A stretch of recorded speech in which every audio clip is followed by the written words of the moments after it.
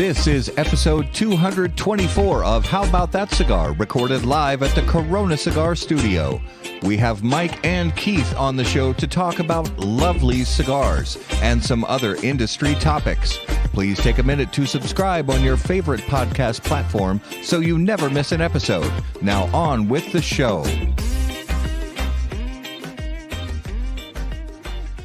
Corona Cigar Company is your one-stop shop for all your cigar needs. Whether that's a brand new humidor, a box of those new cigars you've been waiting for, a top-of-the-line cutter or lighter, a place to enjoy the finest cigars and spirits with friends, or the only cigars grown right here in the Sunshine State, we've got you covered. Come visit one of our retail locations for the ultimate cigar experience. Visit us online at coronacigar.com.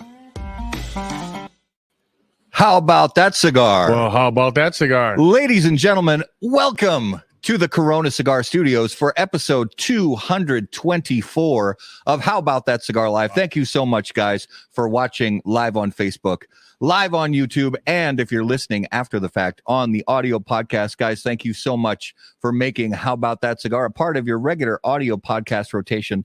Take just a minute, if you would, please share us out with your favorite Facebook cigar groups. Let everybody know that we are live. Tag your friends, tell your friends, and click on the beautiful like and subscribe buttons if you're on YouTube or Facebook. It is a beautiful. I'm trying to get out the words. It's a beautiful day here in Minnesota in the Corona Cigar Studios, but it's because it's not snowing. You have to look at it that way. It's not snowing, but oh man, it's just like the cold throes of winter are like have their fingers creeping around our necks. You know, it's Minnesota. Winter's gonna happen. You know, spoiler alert. Yeah. But I dread it every year. Yeah. The older I get, I'm like the more I could. My bones need heat more. I'm crankier about it every year. Every year, I just can't take it. So let's get our super duper awesome, fantastic producer in here, Mr. Justin Extraordinaire. What's going on, guys? What's up, brother? I'm cold. You're cold? I mean, I'm not. It's warm in here, but I'm just. I went outside to get the mail or check the mailbox today. Yeah. I was just like, nope. You can cover my house. I keep it at 60 degrees at night time. Fortunately, but you know, you still got to go out. You know, if only they dropped off the mail inside my house. They refuse to do that. Put the slot in there. No, you can't. I got an all glass door on it. You can't do that. I don't know. So, well, should we? Do we have to do this? We do. So, who do you want to start with, the bad or the good? The bad, the Jets. Bad.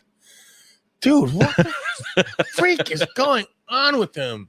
Well, they're terrible. I mean, is there a word worse than terrible? Well, there are, but you know, it's up to you if you want to use those words. Is that why you got Vikings colors on today? Well, I just thought I'd show off my new "How About That Cigar" shirt. Looking good. I like those colors on you. Yeah, thank you. Yeah. Oh, you like the? I like the Viking purple on the purple and gold. Yeah, looks good. The green did look good last week, but the green and white, that is. So Thanksgiving Day, I still can't get over the fact that Green Bay won the game.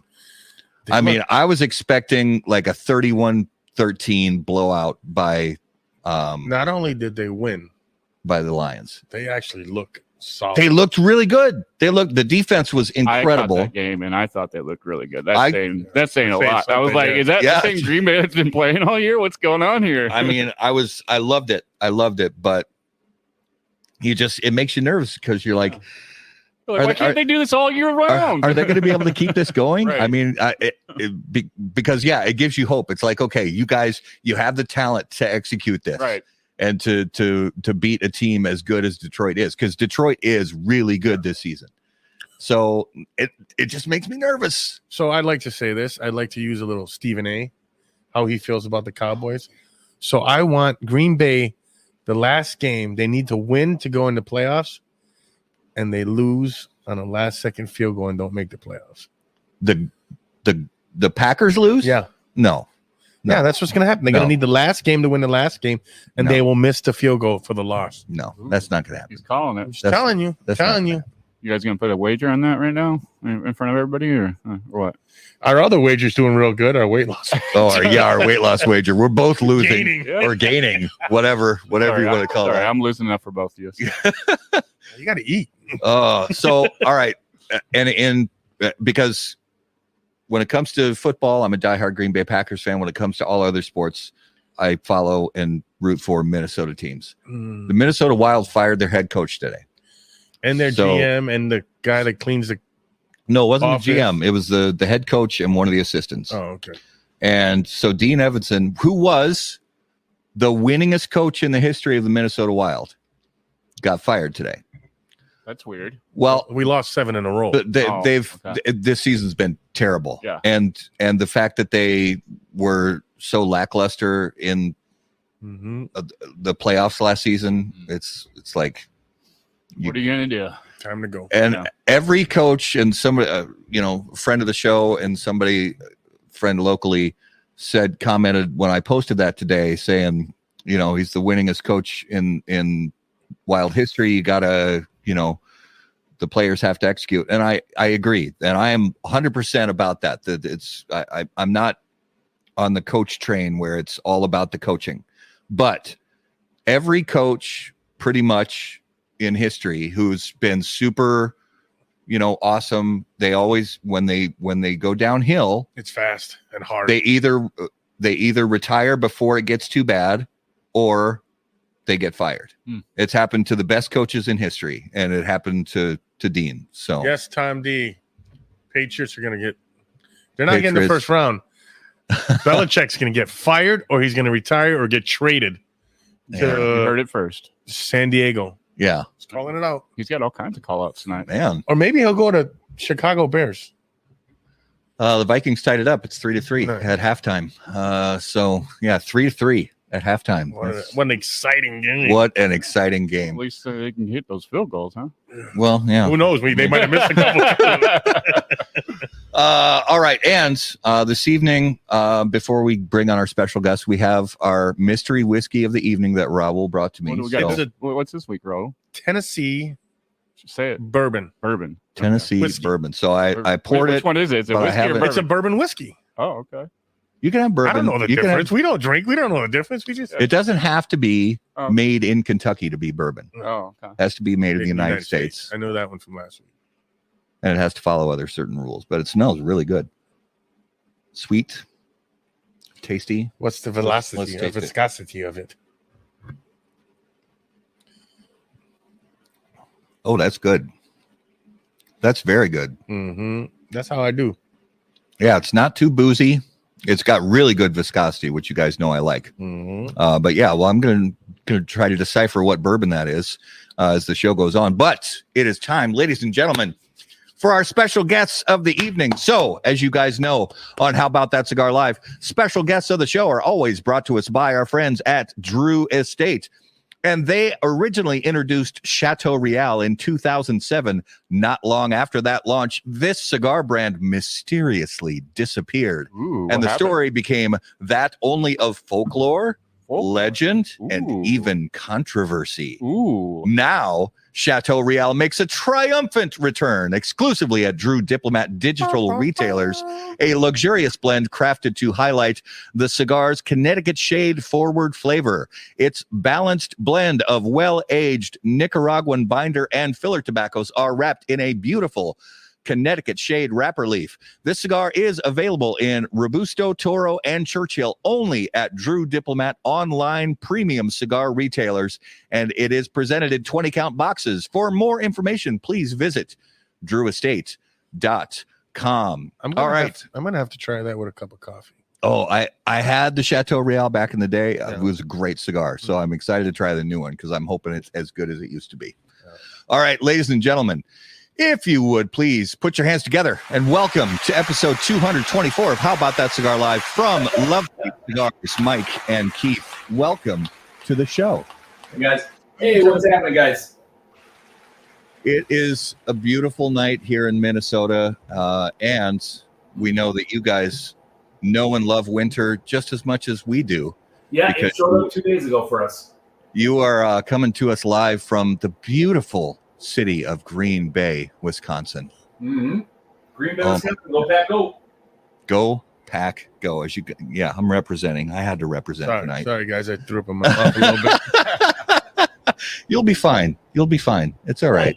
Oh, this Green Bay Packer love here. As soon as our table scraps get his leg back in order, he's going to start winning for you guys. Yeah. You guys can have the table scraps. Rodgers, Cobb, Lazard. Let's go back a little further. Favre. Yeah. The man who put Crocs on the map. Literally. Oh man. Well, guys, if you would please let everybody know what you guys are smoking and drinking along with us on the show this evening. I'm having our Elegante X2, the original line that we came out with. I'm having a Churchill over 162, our newest line. Very nice. Raul, what do you have fired up? I have the Elegante, I think. Yeah. That one. Oh, nice. That's a beautiful band, especially since it doesn't have any green in it. Great minds think alike here. So, I got to get fired up. I smoked that green one, about a month and a half ago, Mike? This one. Yeah, stuff like that, yeah. And then, actually, you gave it to me about a month and a half, and I smoked it down when I was hunting. And that thing's unique. I like that. Until I noticed the damn colors on the band. I think it's beautiful. I think it's perfect. These are winning colors. These are championship colors. No, I mean, not navy and white, like my Yankees. Most of any NFL team in history, Raul. I mean, it's only even close, to be honest. It's only 13 championships. That's all. 13. Yeah. The rest have 6 or 7? Well, are we just talking overall championships? Because then we can go to my Yankees and we have 27. Wrong sport. Oh, we're jumping. I don't. We're not jumping sports. All right, if the Packers ever play the Yankees, let me know. I'm fucking done. I'm out of here. Well, I'm gonna get my cigar fired up right now. So let me bring our little friend up here on the table. All right, let's not. There we go. All right, Justin, let's do this. When lighting your cigar, it's important to be patient, pay close attention to detail, and focus on the tobacco. In the same way, Steve Saka brings those same qualities to the ultra-premium cigars of Dunbarton Tobacco and Trust. Patience, close attention, and focus on the tobacco are the qualities that Saka and Dunbarton Tobacco and Trust have become known for. From Sober Mesa to Umbagog, Dunbarton has a blend that will fit your palate, your mood, and any occasion. Visit DunbartonCigars.com to learn more. That was an amazing. I don't know how you were a ventriloquist. That's how I roll. And David, Floyd, don't put that mojo on us. We're not going to break the big guy. All right, we're not going to do it. No. At least I'm not going to do it. If anybody breaks the poor Saka Squatch, it's going to be me. All right, so guys, before we get into this new cigar brand that you have, we want to learn a little bit about each of you individually. So, Mike, let's start with you. Tell us about your first cigar, and how long you've been enjoying premium cigars. So my first cigar, I think, is kind of a fun story. When I was about 12 years old, I found this old tin, and they were It's a Boy cigars that were in a round tin with a twist-off lid. And they were the cigars that my dad handed out when I was born. Wow. Not humidified. They were not well-kept. They were dry. They were awful. But, I snuck it, went outside around the back. I lived out in the country and smoked that cigar and came in the house and turned green. So from there, it was... that was the first cigar I smoked. That was the first time that I tried a cigar. And then down the road, went out with some guys. We had some, we were having a bachelor party, and we stopped at a cigar shop, and we ended up staying there for the rest of the night.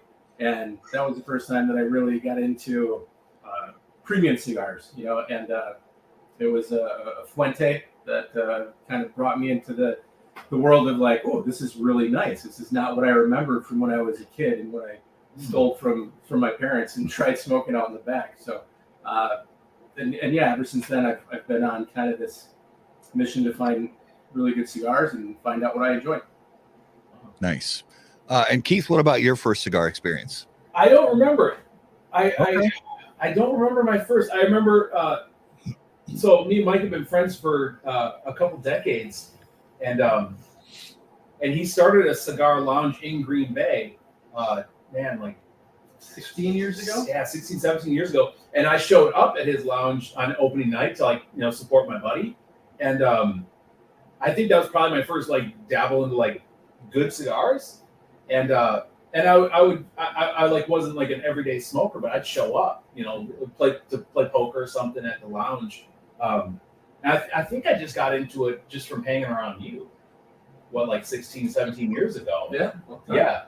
So, but my first one, as you asked that question, oh, sheesh, I don't know. I guess I can't remember, I can't remember a time when I would answer the question, I don't smoke cigars, but I also don't know when that turn happened in my life where it became such a prominent hobby of mine.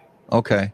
Well, and I want to know a little bit. Sorry, I want to know a little bit too about how you, Mike, and Keith, and then the third gentleman as part of Lovely Cigars, Dylan, how you guys know each other and what got you to get together, as a trio and start this company. You answer that one.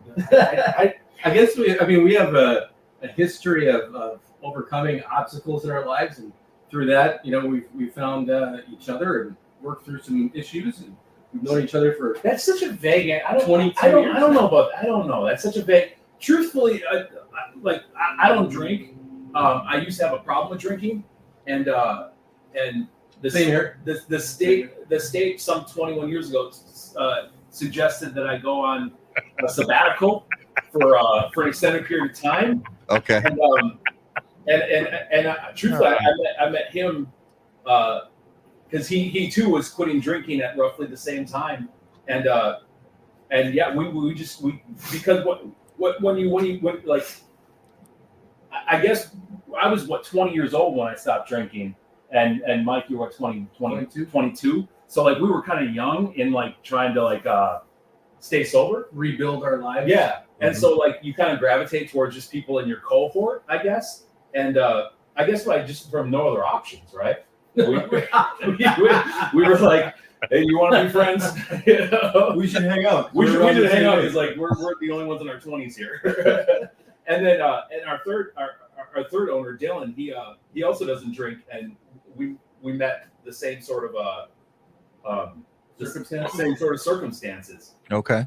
Nice. Well, as you look at, the world of premium cigars, for those of us who have been enjoying premium cigars for a long time, we know that over the years, there's been all kinds of different things happening in the industry, whether it's taxes, whether it's, the FDA, all kinds of stuff going on. So when you look at a product category that has really had ups and downs over the last few years, there's some people who really admire and appreciate guys who have the fortitude to step up and say, this is something we enjoy and love and want to spread in the community. Yeah. So what made you guys sit down as the three of you and say, let's start a brand new cigar company?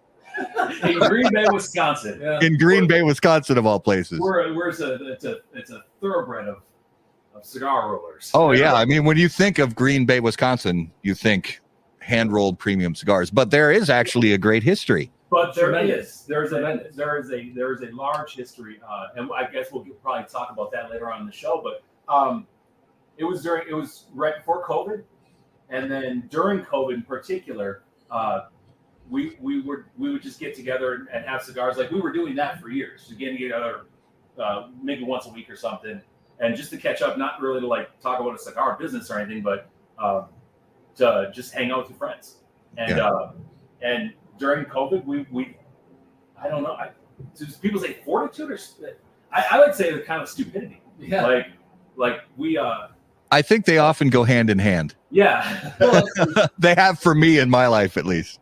When I had the cigar shop, the cigar shop's still running. I'm just not a part of it anymore. But when I was part of the cigar shop, it was always a dream. And we looked at I looked at doing it with a couple other people, and we tried to come up with a whole idea, and it didn't go anywhere. And this was something that once I was out of the cigar shop, I still used to say it's like being in a pimp game. Every time we talk about it, my eyes would light up, and I started talking more about it, and so I was like, I got this idea.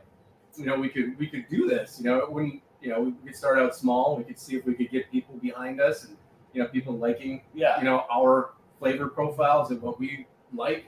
And that was really kind of the basis of like, maybe we could try this, and let's see what we can do. And we're not rich guys that have tons of money. We're just trying to do something that we really enjoy together. The pitch was we were having a cigar in my backyard. And it was even so weird, like we were like 6 feet apart and like in our lawn chairs at the time. And I think a lot of people picked up hobbies during quarantine and during COVID and stuff. And I went to Mike and I'm like, this year I was thinking about start a entrepreneurial business. And Mike is a serial entrepreneur. He's a guy that just starts businesses and so I pitched it to him. I'm like, I'm thinking about doing that because like he always had I always looked up to his business savvy when it came to that. And then Mike came back. He was like, I was thinking about doing the same thing, but I was thinking about starting a cigar line. And like, I was sitting around the cigar line, and I was like, do people do that? Do people do that? And yeah, so there's the part of the naivety, the stupidity of like, well, why couldn't we? Yeah. If somebody else did it, why can't we? Why couldn't we? And, yeah. It was like kind of like, why does a bumblebee fly, right? They're not supposed to fly based on their weight and wing size, but no one ever told the bumblebee they couldn't fly, so they do. And that was kind of how we were with the cigar. Like no one told us that we couldn't. And step by step along the process, it kept making sense and kept working. Nice. I got a question. Yeah. Can we backtrack a little bit, guys? If you don't mind, can we go back to your sobriety? Sure. And do you guys find that I've been sober for a couple of days too now, 26 years or something like that. Yeah. You guys been too. Do you find there's a certain camaraderie around the cigars that from the group that doesn't drink? You know what I mean? Do you find more friends of Bill in your surrounding area that doesn't drink and they smoke more cigars? I think there's a certain amount, and probably when you take away something that ends up being so consuming in your life, you got to find some other passions to fill up part of that hole. So I would say that it's something that a lot of people probably gravitate towards. And like for me, you're the same. I was a kind of a rotten person. Like I didn't do a lot of really good things. I had a lot of really bad attributes and bad character attributes and flaws. And as I just took care of the drinking and the drugs, and then started just becoming a better person, and my faith in God and everything. And as that grew, my faith grew. The drinking, I don't really think too much about it. Like when I'm in a cigar lounge just talking to people, that's almost never like brought up at all.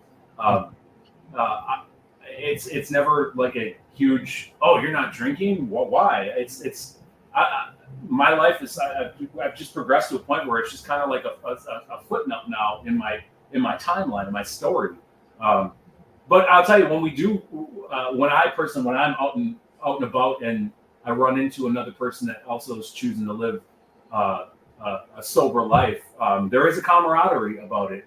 And but I don't know if I'd honestly say it's any more stronger in the cigar circle as opposed to any other circle that you go about. Okay. Yeah. Well, curiously enough, when new cigar companies start, and there have been a number of new cigar companies over the last few years, even, there's one of the things I'm always interested about is the name of the cigar company, where the name came from. But I know this is actually a brand that was around a long time ago. So did you guys, was it originally like, okay, we're going to resurrect this brand, or did you have ideas, maybe we'll name it something else? How did that all come to be? So I found, I like going to antique shops and, doing history. I just like digging into old stuff. You know, I think we all three of us really do. But this is one thing that I found. This is the original box. I got it here just to show you guys. So you see that well? Yeah, that's beautiful. So I found this in an antique shop, and when I opened it, you know, I was like pulling through all these old boxes, and I opened it, and it was just like, you know, like Pulp Fiction, where they're opening up the briefcase and like that. Oh, the light shines out. Yeah, that's kind of how it felt. I was all like, wow, you know, it's just like I couldn't believe what I saw, and it said, you know, Green Bay, Wisconsin, and you know that was kind of the idea. It was like, you know, there's such a cool history that's was here that nobody knows about. You know, we could, you know, and I just love the name Lovely for a cigar. You know, I think it rolls off the tongue. It's easy to remember, and it's something that we believe in. We love where we're from, you know, in general. So from a standpoint of what could we do to kind of show people where we're from, what we believe in, it just made a lot of sense to keep going with this. So that's kind of where the name came from. Yeah. What people don't like, people know Green Bay for the Packers, and we touched on that, and they know us about like cheese. A lot of people in Wisconsin know that Green Bay is the epicenter of where paper is made. So we are a blue collar city through and through.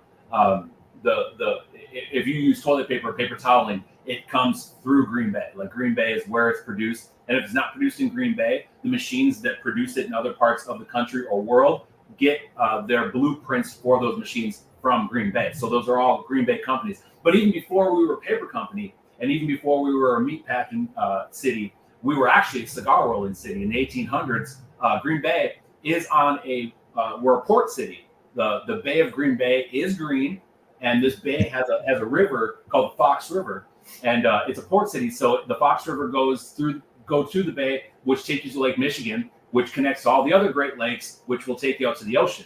So sailors in the 1800s would dock in the dock of the port of Green Bay, and we're again not a big city nowadays, like 104,000. They weren't going down to Milwaukee and Chicago because they could go to Green Bay and save, you know, days worth of travel. Right. So they would dock, and then they would pick up their essentials in Green Bay, and the essentials in the 1800s were like salt, it was liquor, deodorants, soaps, and stuff like that, and then tobacco products. So on any given day on the port of Green Bay, on the Fox River, which is just like 2 miles away from where we're at right now, there was hundreds of independent cigar rollers rolling cigars. So Green Bay, Milwaukee, and Chicago held like the title of those are the people that rolled cigars for the Midwest, and they did it for sailors. And so this beautiful box, this was made in the 1800s, right? Yeah. And so we love our city. Like we're all born and raised from Green Bay, and I like to say that like our cigar company is like a love letter to our city, you know, because before we were a Packer city, before we were a cheese city, and before a paper city, our city was built on the shoulders of tobacconists, built on the shoulders of cigar rollers, and history has all but like washed that away, right? You know, and so it was when Mike said, "Hey, I found this," and this is in like the same day conversation we're having about starting a cigar line. We looked at it, we're like, "Yep, that's it, done deal. Next order of business."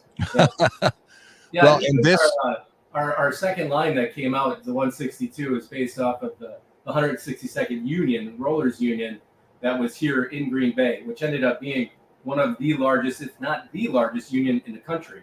You know, it morphed from just rolling cigars to other things, but initially it was just a massive cigar rollers union. So all of our lines are that they pay homage and pay respect to our city. And our newest line that's coming out is another brand that was made in the 1800s that we're resurrecting. And you know, we just have like a catalog of cigar families that just history, just folded up shop when the Depression hit, or folded up shop when the Cuban embargo hit. Yeah. And we were like, well, why? There's so much history there, and that I think people care. I think people in the cigar industry care about that. And why wouldn't we name all of our lines based off of those old families that were doing it in the 1800s? Yeah, that's cool. Well, something I'm curious about is resurrecting a brand that existed a really long time ago, but has really been dormant for ages. How did you guys go about that? Because I don't know how that works. Is because even though I work for I work. My day job is at a law firm that handles trademarks and patents and intellectual property, but I'm not an attorney. I work on a different side of the business. I'm curious about how it works when you resurrect a brand that used to exist but doesn't anymore. Did you have to go through anything from a trademark standpoint, or is it just an available mark that you can assume? There's a certain time frame. Was that Raul? I'm telling him, get out of my head. That was my next question to you guys. What did you have to do? Did you have to buy the name? Nope. So there's a certain time frame where things become public domain once they stop being used. But, with that being said, the original family, the Rice family that originally came out with this cigar, they still live here. And then the Rutten family, who was the last guy to be rolling cigars in Green Bay, his great-grandson and grandson still live here. When we originally started this, I reached out to Peter Rutten's grandson, who was 77 years old, and talked to him about this originally, and wanted to get kind of their blessing. Like you said, we didn't really have to do that kind of stuff, but we wanted to talk with them and learn more of the history. And since then, his grandson's passed on, and I've spoken to his son. So it's something that we wanted to be conscious of, and it's we don't want to steal something. Right. That's not ours. Legality speaking, it was like the rough of it is we didn't really have to do it because there wasn't a copyright on it. But we wanted to do it because if you're doing something to promote how beautiful your city's history is, you want the people that were in it to be a part of it, or to at least give your blessing. And when we pitched it to them, they were like, "Do it, yeah, that's really cool." Nice. And so we have since trademarked and copyright and everything, right? But yeah, all of these things, the patents on them died in the 30s. Okay. Yeah, it depends, and like the laws changed over the years, but after it's like 70 some odd years or something like that, if it's not in use, it becomes public domain. It's like Coca-Cola. They're still using their logo, the same Coca-Cola logo that they've been using for 100 years, and if they stop using it, after a while, it becomes public domain. Yeah. Okay. Well, I got to say, I'm really enjoying this cigar. This is the number 162 Corona Gorda, which everybody knows Corona Gorda is the best size of cigar in the world. I love it. We talked about sizes. I'm like, I don't like these giant ring gauges. I love the smaller ring gauges, and that's my favorite size cigar. Well, I'm curious to have you tell us and our viewers about the blend specifically. So the number 162 and the Elegante and the other stuff. Tell us a little bit about the blends and how you guys went through the blending process. Yeah, that's an interesting COVID story. So the both cigars have Ecuadorian Habano wrappers. The X2 has a San Andreas Mexican binder. The 162 has a Sumatran binder. And they both have all Nicaraguan fillers from Jalapa, Cadega, Esteli, and Ometepe. So similar cigars. That binder definitely makes a difference. Adds some different flavor from the X2 to the 162. And how it started was, we were getting into this pre-COVID. Like we were actually going to fly down. Dylan and I were going to fly down to Nicaragua. We had plane tickets, and COVID hit. And then we're like, we could probably still go. Like it's not a big deal. COVID's not real. That's not real. That's what we thought at first. We're like, it's not a big deal. And then they shut the flights down like 2 or 3 days before our plane was supposed to leave. So we almost got stuck down in Nicaragua, which wouldn't have been terrible, but it would have been great. So then through that, it ended up being where we're talking to our factory and we're saying, this is what we want to get out of the cigar. It wasn't like we need this region or we need this tobacco. It was more like we want to have something on the front end that gets you to notice, like, hey, I'm smoking a cigar. We wanted to have some complexity. We wanted it to change throughout, and so that just was this journey of, saying, all right, we like the start of this one. We like the end of this one. We like the middle of this one. And then send us some new samples. And it took like 9 months of a long time, 9 or 10 months of just back and forth. And then finally we got to this X2 and we both, we smoked the cigar. And then the next day we were talking and it's like, I just want to smoke that cigar again. Like, I just want to have that cigar now. And that was really when we were like, all right, this is what we're going to ride with. Well, we all three of us are, we smoke we have different preferences, like very different preferences on what like our preferred cigar is. Okay. And so when we started this, I remember we had a little notebook paper, and I think you said, Mike, you're like, write down like the 3 things you want in your perfect cigar, and then we all did that, and so like myself, I wanted a cigar that had like a pepper in the front, like I like the spiciness in the front, and I wanted a cigar that made a ton of smoke.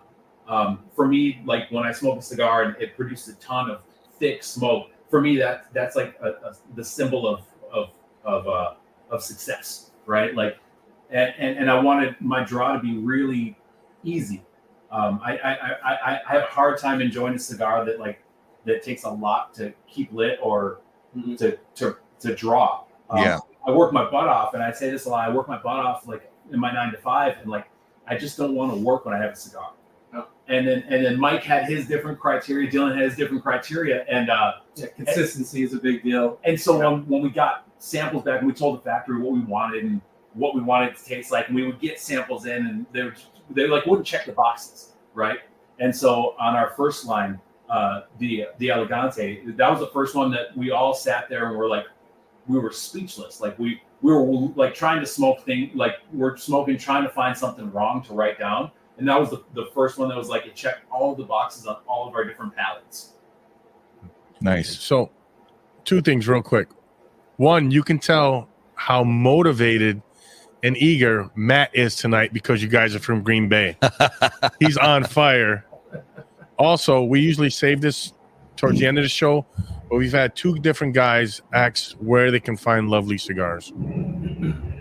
So, I mean, if you look online, we have a list of all of our current shops. So a lot of them ship direct to consumer. We don't sell direct to consumer because we want to support the shops as much as possible. You know, me having the background of having a shop, I know how important it is for, people not to undercut, shops. Mm-hmm. So for us, we want to encourage that. We want to encourage those relationships. We want to encourage you to go to your local shops. So if you don't have somebody nearby, look them up on our website. Yeah. You can reach out to them. Mm-hmm. But even better is, send a message to us or to your current shop and let them know that you'd be interested in buying those cigars from that shop, and we'll reach out to them and we'll see if we can work with them. Yeah, and I was looking at your website. It was down when I looked yesterday. I think it was still it's down. You may want to contact your webmaster. There's a just I'm getting the same result. So as far as and you may have said this, and I apologize if I didn't hear it, but are there any that you know of retailers who have an online presence where somebody from far away can order online? Riverside Cigars in Southern Indiana. I know they sell a ton of our stuff. They sell it online. Really great partners with us. So I mean, there's several that are on there that you can reach out to. So, but yeah, Riverside, give them Google them and talk to Hunter there, and he'll hook you up. Very nice. Well, that's weird. So if you go to lovelycigars.com, it works, but Google just shut us down for a second. Oh, no worries. It's all good. Yeah, it's there. That's weird. So if you go direct. Yeah, lovelycigars.com, but why this is breaking news. Breaking news here on How About That Cigar Live. Mike, Brody just reached out and said reach out to his local cigar. He's got some influence down there, so might get you in a shop down in Louisiana. Well, jump on our website, lovelycigars.com, and send us a message on there. We'll get it. We'll reach out to him right away. Got that, Brody? Very cool. Well, one of the things I've always been curious about for anybody who starts a brand is even having experience on the retail side and having an opportunity to get to know people in the cigar industry and build some relationships in the cigar industry. There's a lot to choose from in Central America as far as cigar factories. And, when you're building a brand and working out a factory partnership, how did you guys go about choosing where you were going to have the cigars made and what led you to that decision? Well, we tried a few different factories. We talked to a handful of different people. Some of the bigger names that we don't need to talk about. Said no, thank you. And you know what ended up happening is I reached out to an old contact of mine, Dave Lampert. You might know him. He used to be the Rocky Patel rep for this area. He lives down in Texas now, and I reached out to Dave after talking to a handful of people, and he's like, you should talk to these guys. And it was Carlos Sanchez at Tecasa, and he's like, he's a great guy. He'll take care of you. And I reached out to Carlos. We had some really good conversations. Him along with a couple other factories we started getting some samples from, and everything we got from him was above the other guys, so from a standpoint of what we were getting, quality wise, consistency wise, it worked out really well. And then to have the relationship with Carlos, he's a fantastic person. He's good people. And he's been doing it for 30 years. He's been in this industry for a really long time, and it worked out really well for us. And same thing, it's like these things just kind of kept happening. It kept working out, where if it hadn't worked out, we would have said, all right, well, it's enough trying. And it did. It kept working out. So it did come finally from, a contact that I made when I had the cigar shop. I reached out and, built that relationship. Yeah. The other cigar factories that we reached out to, weirdly, a couple of them have since contacted us if we've been in contact with, and they're like, we'd love to make a cigar for you. But no, we have a little steam behind us. But yeah, it was one of those that it actually wasn't all that difficult. Like, you think that doing this would be a lot more challenging. But I don't know if it was the stupidity and the naivety about why couldn't we do it, that everything just started falling into place, with Carlos. It took time. It's a time, like 3 years. It's perseverance a little bit, but a lot of it was like doors would shut and then one would open and we would go through it, and then that would lead to more doors opening. Yeah, but from concept to when we actually started selling cigars, it was like a 3-year process. So it's not like you can take a plane down there, find somebody, have them roll cigars, and you're selling cigars in 3 months. There's a lot of hoops to jump through legally for the country, for the state, Wisconsin. For sure. In general, we had to jump through all of those hoops to get to the point where we could actually start selling cigars. So yeah, but if it started in like 2019, we just started actually having a product in our hand to sell September of 22. Last week of August of 22. So we've actually had cigars for 16 months, right? Okay. 15 months. So like not that long, but the process was started. The inception of it was a long time ago.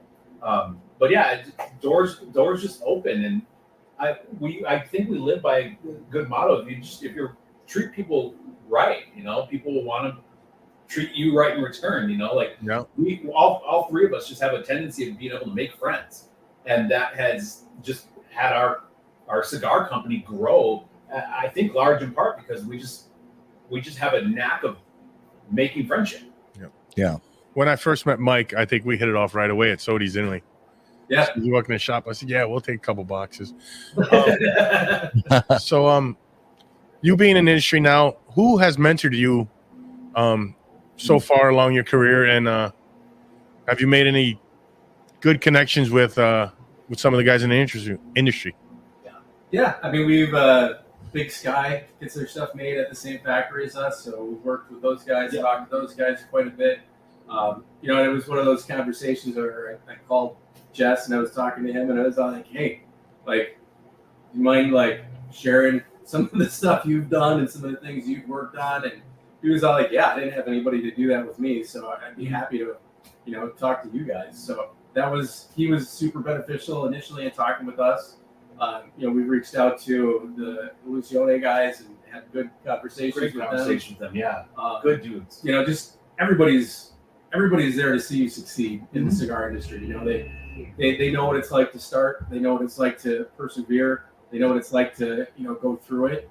So anytime you reach out to them, it's always been well received. And we've had the opportunity to do that since too with other people that are maybe just a couple years behind us. So this industry is I don't think it's like other industries. Agreed. This is an industry that there's enough pie for everybody. Yeah. You know, it's so when we go to PCA, when we go to like events like that, everyone just wants to kind of like help everyone succeed. You know, so I have always asked questions on people that maybe if I thought twice about it, maybe I shouldn't be asking them because they're much larger fish. But even those guys, they'll take time out and literally sit down with you and talk to you about the industry. Guys of companies that I love smoking cigars with, that I love smoking their cigars. They don't come off like like they're too big or too good to answer a question. Yeah. Mm-hmm. And then you guys mentioned PCA too. Are there any plans for Lovely Cigars to be a PCA this year or in the near future? Yep. Yeah, we have a booth this year already secured. We're looking at our next line of cigars that's going to be coming out. So we don't want to give you too much information right now, but we are looking at Connecticut and Maduro that we'll be bringing out at the show. So we had a great show when we were out there, met a ton of people. I know we were the surprise stogie of the show for Claro Cigars. Mm-hmm. It was great experiences all the way around. Yeah, this last year, so 2 years ago, we went to PCA just to see what it was, and like to, I guess, network, but mainly just walk around and just.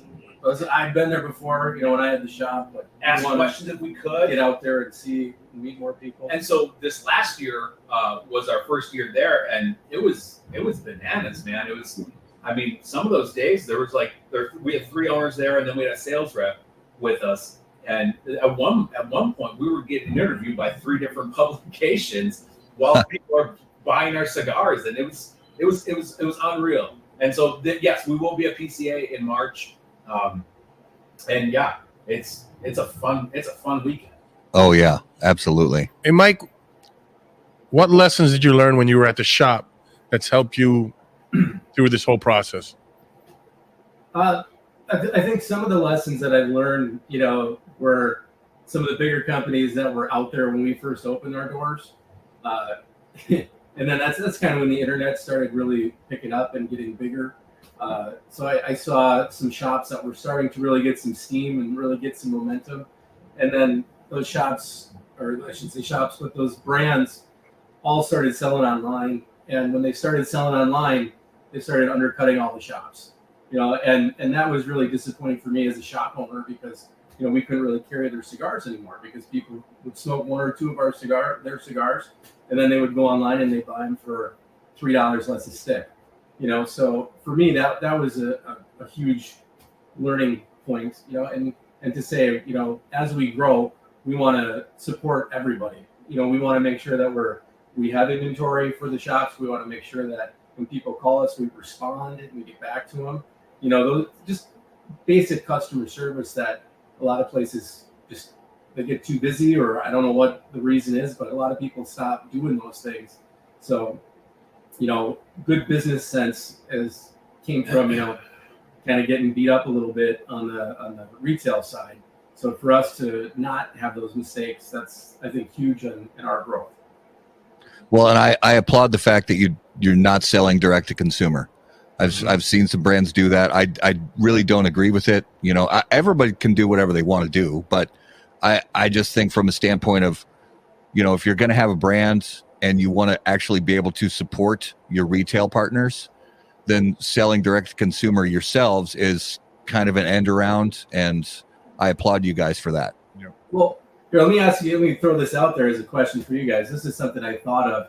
So if we were ever looking to do that, my thought was what we would do is we'd find out, like, say, Illinois, for example, they've got like 40 some odd percent or 60% tax off of wholesale. So their cigars there cost $3 more a stick than they do in, Pennsylvania and Florida, right? So if we were to sell online, my thought is we would sell for 10% higher than what our highest retail partner was selling for. Because, just like the guys that were messaging us saying, hey, where can I find these? Like, say, hey, you can buy them from us. They're not going to be cheaper than what you're going to be able to buy in a store. Mm-hmm. But, until we're in the store near you, this is an option. I don't know if that's a good idea or not, but that's something that we've talked about in our meetings. Yeah, I'll be honest, it's tricky. I can't say. I don't know. Yeah, somebody who's only worked in retail. I haven't owned a retail shop before, and only done the media side of things in cigars. It's hard to say, really. I know if you stick with shops, at least in the beginning, you'll create that loyalty, and they will. A lot of shops will tear down the walls for you, and that's just showing love to them. Yeah, brick and mortar. Or maybe have like a store locator on your site, that can direct them to other stores that they can purchase them from too, if that's not already a thing, Yeah, and that's really the direction we're going. It's just I'm always trying to come up with ideas and ways to do things. So it's something we've thought about, talked about. I just want to get some feedback, so I appreciate it. One other thing I had that's not really cigar related. Excuse me. We're in the holiday season now, what people call the holiday season, at least here in the States. Thanksgiving's just over. We're coming headlong into the Christmas season, like it or not. So I'm always curious about people's holiday traditions, because some people have some non-traditional holiday traditions, in their families. So do each of you have an example of something that your family does either for Thanksgiving or Christmas or New Year's that's maybe a little different than some other families do it? Well, our kids are older now, so our youngest is 16. So what we do at this point is we do Chinese food at a movie on Christmas Eve or Christmas Day. Cool. So it's we don't do like a ton of gifts and stuff anymore. We're kind of beyond that, and we just do something fun that we could all enjoy. And we've been doing that for a few years now, and everybody loves it. It's a lot of fun, and so I guess that's one of the things we do that's a little different. No, we don't do anything. My kids are a little younger, so mine are 9 and 7, and we do the traditional stuff, because the window that you have where kids can look forward to the holidays and stuff is very small. So we did that until some of that young kid magic was gone. We're thinking we're gonna go on vacation for Christmas. The day after Christmas, we asked the kids if they wanted to do it's because my kids get like they have aunts and uncles and grandmas and nanas, so they get a lot of toys. But this year we said, hey, would you guys consider us going on a trip now every year for Christmas? Because you're still going to get your video games, you're still going to get your toys from the extended family, and so we're going to go on a trip this year. So nice. If we have this interview next year, I'll say yes. We go on trips every Christmas. Hey Keith, can you talk to Mike about his artwork? He's got one little tattoo on his arm. Oh, can you tell him to pick up his tattoo game? He just got that, and that's got that like 4 months ago. That's not his he's not his personality type. So we came to because every week we have a business meeting where we have a cigar and we talk about business, and he showed me his tattoo, and that's not Mike, right? So like it was a step out of the box for him on that. I myself, I've been tattooed. I sleeved out and a chest plate like right away. So I haven't gotten a new tattoo in almost 20 years now. But Mike, this is just step through the old threshold of getting tattoos. It's a slippery slope, brother. Yeah. It's a slippery slope. I know. I already want to expand on what I got. So we'll see where that goes. It's very addicting. Yeah. Very addicting. Yeah. So let's check in on the cigars. I got to say I am really enjoying this cigar. I'm going to hold it up again to the camera. I'm really enjoying this cigar right here. And it's so unique, isn't it? I love the fact, first of all, and you guys mentioned this, I love the fact that it's got a great draw. The draw is open, but it's not like too open. Tons of smoke output. And I love the fact that there's a lot of pepper, but there is so much sweetness too that I get out of this cigar. That's just like this natural, like aged tobacco sweetness. And I love Sumatra tobacco because I always feel like I get this kind of like Coca-Cola kind of vibe from Sumatra tobacco. I love that. And I'm getting a ton of that from this one. But I also love the fact that the retrohale kind of pops on the nostrils and it wakes you up a little bit. I love that. So, Justin, you're smoking the same thing. What do you think of it? I'm already done with it. hey, wow, power I already smoke, finised it. power What smoke. did you think of it? It was great. Yeah, it was good. I like some. Yeah, that Ometepe leaf in there adds some dimension. You know, when we were just down in Nicaragua, we were down there in the fields, and Carlos has fields all over Ometepe, so it's one of those things where not everybody has access to that, and it's something that's in all of our cigars. Nice. What about you're smoking the Elegante, correct? Yeah, I've smoked this before. This was the original. I've smoked a few of these. yeah, you And I like that. it. I do. I like it with coffee in the morning. Yeah, I like both our lines with coffee. Yeah. Well, and one of the things that we talked about when we were originally looking at this is, we wanted something that's going to hit the guys that are, educated smokers, and it's also going to hit the guys that are newer smokers. So it's a medium in strength, but it's got a lot of flavor. So it's got a lot that you can work with, in it. So it can stand up and be kind of that one cigar you're going to have at the end of the night, or it can be something you're going to have earlier on in the day with a cup of coffee, and you can have another cigar afterwards. So it doesn't burn out your palate. And really, that's there's a lot of good cigars out there that have, after smoking them, I don't want to have another cigar right away. But what we wanted to do is create stuff where, like, if I want to have another cigar, I can light up another cigar. Yeah. So I see you twirling that thing around. So this whiskey, I really do enjoy this whiskey a lot. You're going to be so surprised what it is. But I'm very confused by the fact that it's a Tennessee whiskey, but it's a Tennessee bourbon, and I am very confused because I'm thinking of, Tennessee whiskey, you think of Jack Daniels, but Tennessee and bourbon, because Jack Daniels is not necessarily a bourbon, but you think of bourbons from the state of Tennessee, I'm thinking like Heaven's Door, Bibb and Tucker. Nope. Dickel has a Tennessee bourbon. Nope.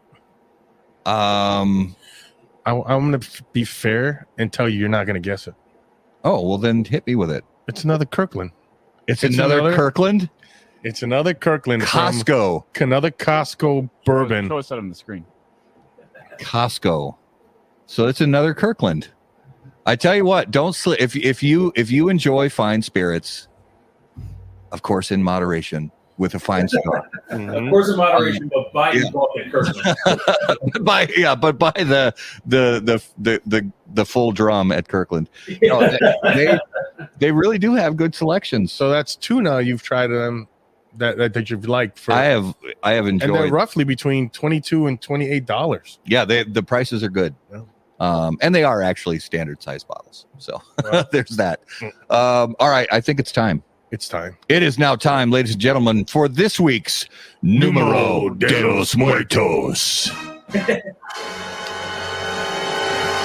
And as always, Numero de los Muertos is brought to us by our friends at Smoke Inn.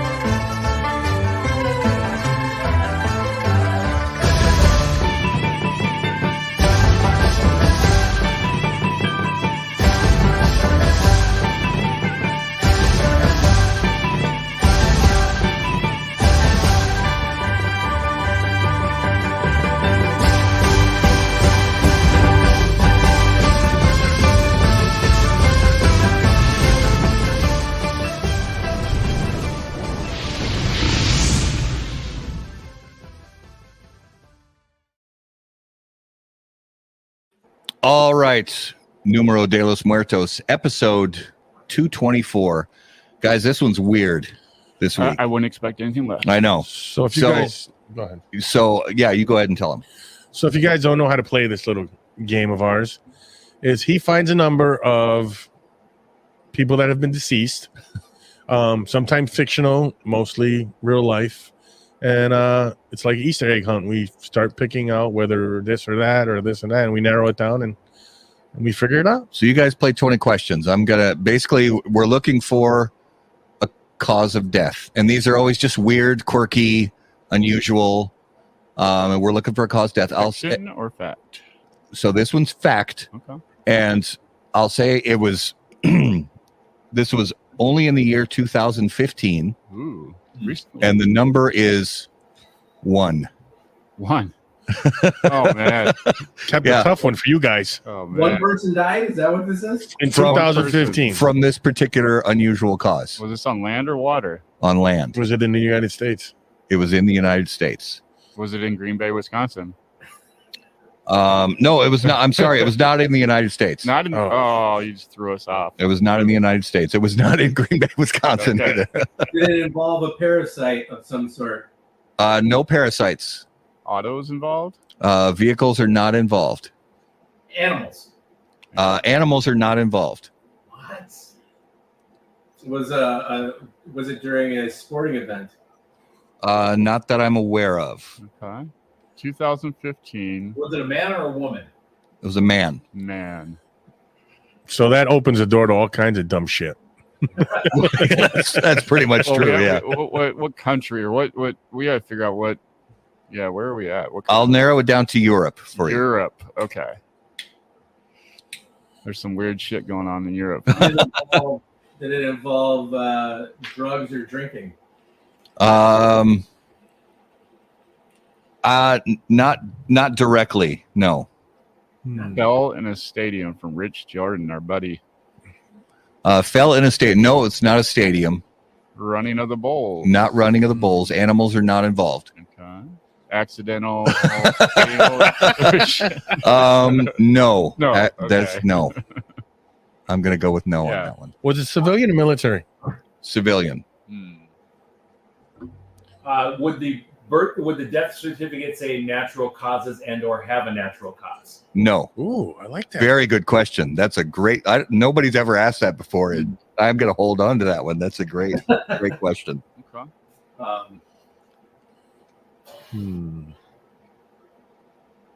How old was this person? 29 years old.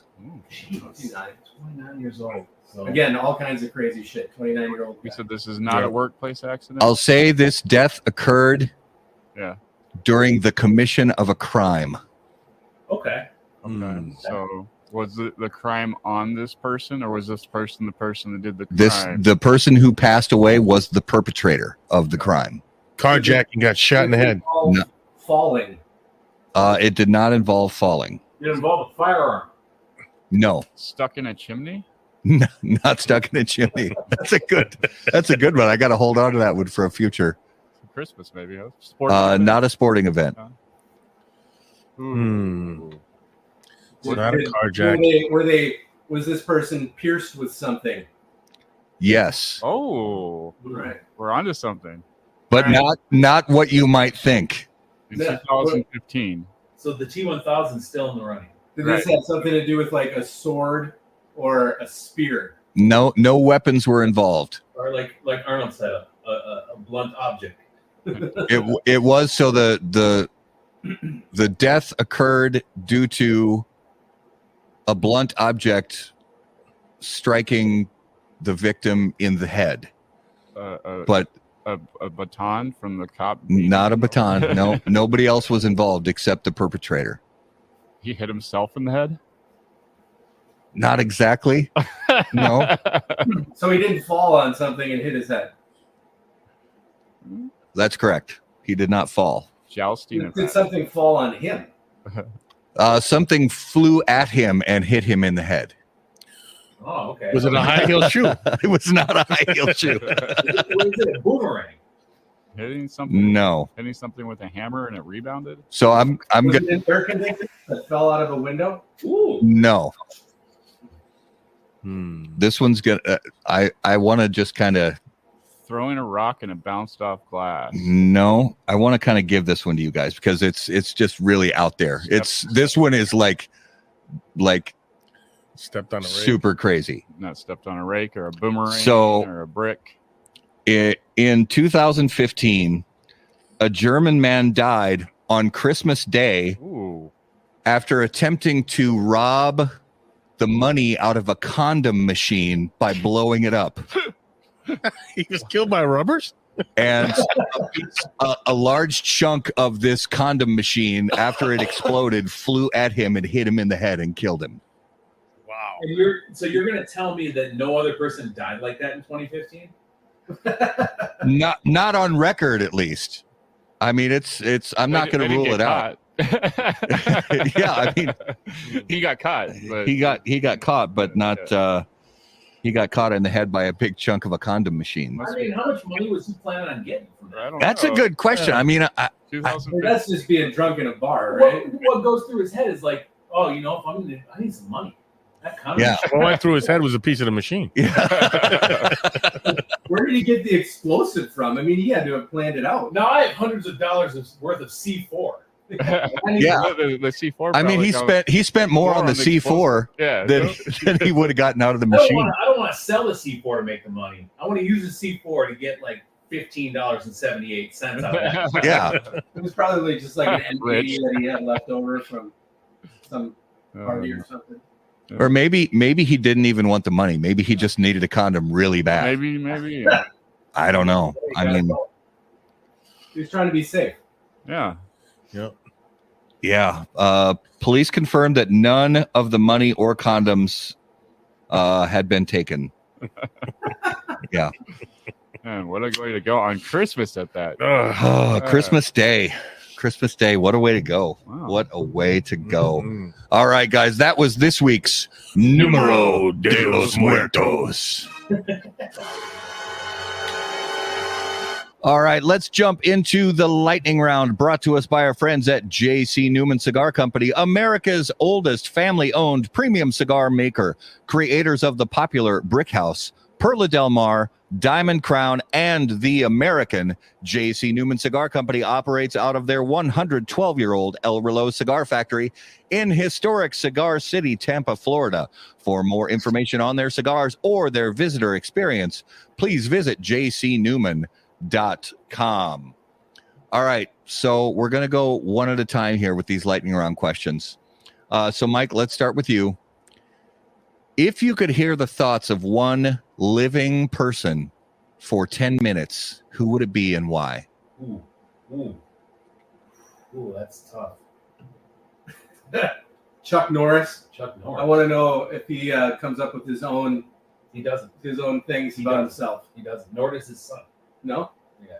Well, that's the first thing that came to I mind. know a suspicious large amount of information about Chuck Norris. Suspicious? Well, I mean, more than I think a normal human being probably knows. Wow. I'm intrigued. That'll be for the next time we have you guys on the show. There you go. Absolutely. We got to dive into that. So Keith, who's your living person you would want to hear for 10 minutes? James Hetfield. Oh, I like that. Mm-hmm. I like that. That's very good.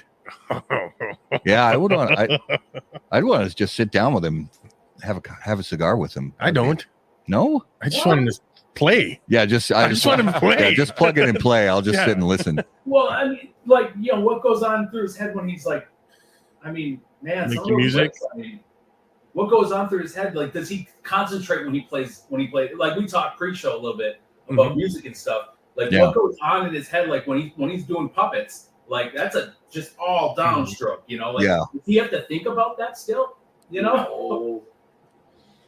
It might be second nature after all these years. Yeah, I think so. That right hand, his down. It's that's just muscle memory at that's this just point. a machine. Yeah. All right. So Mike, going back to you for this one. Excuse me, guys. If you were about to get into a fight, Mm. what would your soundtrack music be? Soundtrack music? Yes. Boom. You already know. He knows already. Yeah.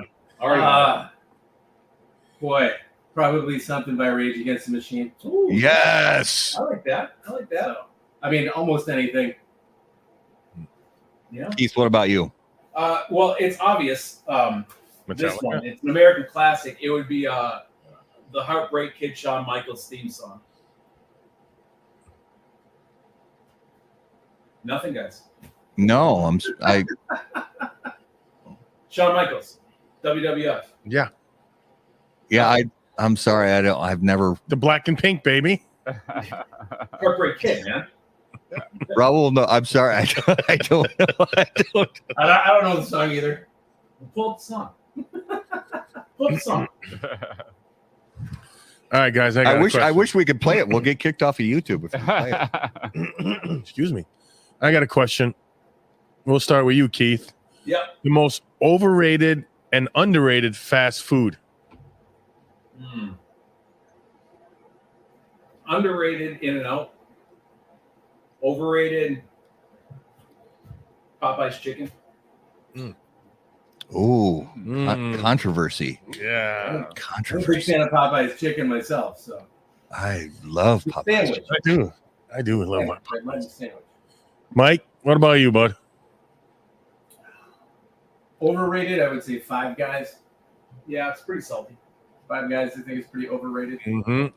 The burgers are overrated. The fries are on point, in my opinion. I I agree. agree with you, Mike. The burgers, I don't care for their burgers. I would say for me, I don't think it's underrated here, but nationally, I think Culver's burgers are number one. So See, that's I weird would because say I was going to say Burger? I would say I like they're a Butterburger. underrated other places, but I think they're. I was going to put that as overrated. No, Mm. Oh, I love Culver's, but I more go for that tenderloin sandwich than the burgers. I mean, I like the burgers too, but that tenderloin Oh, you sandwich. see how fit I am? I go straight for the ice cream. Skip Well, yeah. everything else. Yeah. It's so good. All right, Justin, hit him with the favorite The question. favorite question of the night. The zombie apocalypse is coming. You have 3 cigar industry related people to be part of your zombie apocalypse survival squad. Who do you pick and why? And let's start off with Mike. Number one, I'd pick our guy Carlos. Yeah. I mean, I love what he makes for us. I love everything he's given us. So I would pick Carlos. Been around for 30 years, so he knows a few things. From a creative standpoint, I'd probably pick Pete Johnson from Tatuaje. I love what Pete does for people. I love the Saints and Sinners. He's done some really good stuff. And then Nick from Foundation, I think would be the 3 guys I would pick. Zombie apocalypse. Excellent choices. Solid squad. I mean, Excellent Pete's choices. always good having your zombies when he's got all those monsters around him all the time. What about you, Keith? The Patel guys. Stick 'em all. Oh, It's the Patel army. yeah. Mm-hmm. Yeah, nice dudes. Nice dudes. Yes. Excellent. Plus, But I suppose, I mean, and I've never met this guy, but like AJ Fernandez, I think that I mean, if you're essentially getting like a handful of people that are going to be able to still make cigars, I think that guy doesn't strike out, man. I think that guy just makes hits. You know, he's the Paul McCartney, man. Everything comes out of that guy's studio is just a hit. yes. Yes. I love it. All right, let's jump into this week's notable smokables. Those are brought to us by Luciano Cigars, improving lives through fine cigars. Visit lucianocigars.com to learn more. Sorry, I closed one of my tabs that I shouldn't have closed, but it's okay. I remember it. I have it all memorized. Yeah, it's all in there. Yeah, it's all right. It's all right up here. So, guys, each week we each name a cigar that we smoked recently that was notable to us. Now, this could be a cigar that's been on the market for decades, but we just smoked it for the first time in a very long time. Or this could be a cigar that's brand new to the market that we smoked for the first time ever. Now, obviously, you're smoking mostly your own stuff, but if you ever get a chance to jump outside of your own cigar portfolio, what's something you've had recently that was notable to you? I really like the M81 Blackened cigar, Drew Estate. I really, really enjoy that one. This last year, I had it for the first time early this year, and I think it's a perfected Maduro. I think it's brilliant. That's a nice cigar, definitely. Triple Maduro. See, I would be in disagreement with that because I've smoked that cigar a few times and I've not enjoyed it. But that's the funny thing about our company is like we don't like the same cigars, right? Right. That we land on a blend that we're like, that's the one. It showcases so many, like me and him have such a varied taste. Yeah. And so, yeah. So this doesn't surprise me. For me, I really like the Olmec from Foundation. Oh, yeah. That cigar. Mm. I think it's just a winner. That Robusto size that they have is phenomenal. Yeah, I like that cigar a lot. Do you like the Claro or the Maduro better? I like the Maduro a lot. Oh, yeah. Yeah, very nice cigar. Mhm. Very nice. Raul, what's yours? Mine is the Roma Craft Neanderthal H-Town Lancero. Oh, yes. Yes. Great Lancero. I loved all those H-Town Lanceros. And that Neanderthal just sings in the Lancero size. Really love it. Justin, what about you? I had a cigar that my fiance's dad gave me a couple months ago, and then I figured it was time to smoke it with him on Thanksgiving, so I busted it out. It was that Weller by Cohiba, actually. Oh, yeah. What did you think of it? It's actually really enjoyable after Thanksgiving dinner and some bowling, and yeah, it was fun. Nice. Good cigar. Very cool. Yeah, I have one of those hanging out in the humidor somewhere. I haven't smoked it yet, though. Yeah. Probably time to get to that. Yeah. My notable this week was so for the last, I think, 3 years or 4 years, Postania Cigars has put out a War Bear, what they call the War Bear. And this year they did, of course, my favorite, the Corona Gorda. And box press Corona Gorda, barber pole, wrapper. Really nice cigar. I gotta say, even so, here's the weird thing is sometimes, even if you have a favorite size, a blend will just speak better to you in a different size. I actually like the Toro from last year a little better. But yeah, the Corona Gorda, really, really nice cigar. I had one of those just this past week. And I really, really dig it. So that was this week's Notable Smokables, brought to us by Luciano Cigars. To find out more, please visit lucianocigars.com. All right, let's talk about some coming attractions that you will see soon on How About That Cigar Live. Those are brought to us by our friends at AJ Fernandez. Born and raised in Cuba, AJ Fernandez now produces unparalleled premium cigars in Esteli, Nicaragua. The AJ Fernandez portfolio of cigars provides blend strength and flavor profiles to match the preferences of any premium cigar consumer. Whether it's New World, Dios de Gloria, San Latano, Enclave, or Bellas Artes, you are sure to be satisfied with a premium cigar from AJ Fernandez. All right, so coming up on December 4th, we have our good friend Reinhard, who is also coming to us from Marifel Cigars, but also has a fantastic weekly show on Facebook, the Light 'em Up Lounge. Super cool guy. Cannot wait to have him on the show. And on December 11th, we have Ed Trevino, who is the VP of Sales for Luciano Cigars.